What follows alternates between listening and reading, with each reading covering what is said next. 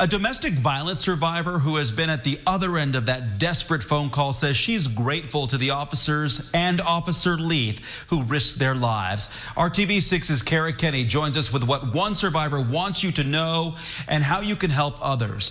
We want to warn you that some people may find the images in this story disturbing to see. This is the heart of the 46201 zip code on the city's east side, where IMPD gets more domestic violence calls than any other part of the city. In light of the officer's death, their prevention efforts now take on new meaning. Renita Hills lives on Indy's east side, a high-risk area for domestic violence. She's a survivor of domestic abuse. These pictures, while difficult to see, show how she almost died as a result. I know that feeling to be calling and needing help and hoping somebody comes in time. Renita says she didn't realize she was being abused until it nearly killed her. But a lot of times I hear, why don't they just leave? Why don't they just leave? People don't understand that it's a process.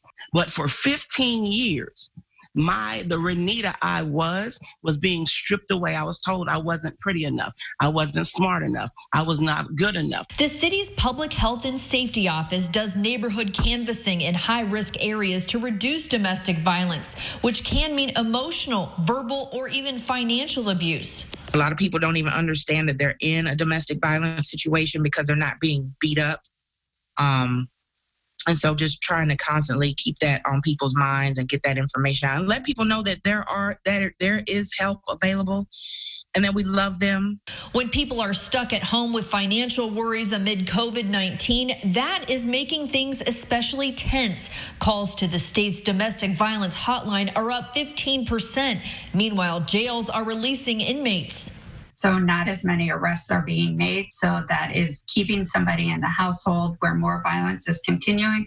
So right now it's kind of a vicious cycle where violence is escalating even faster because we're not having even time to diffuse those situations. Advocates with the city and the Coalition Against Domestic Violence say they can help victims get a safety plan in place or get to a safe location. Renita's organization, Voice of the Victim, helps survivors get the tools they need to survive, like financial planning and counseling.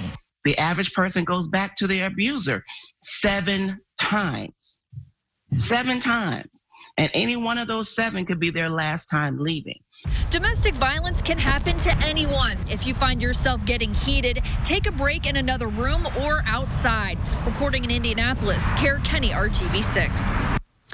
And you can call the domestic violence hotline at this number. It's 1-800-332-7385. Again, that's 1-800-332-7385.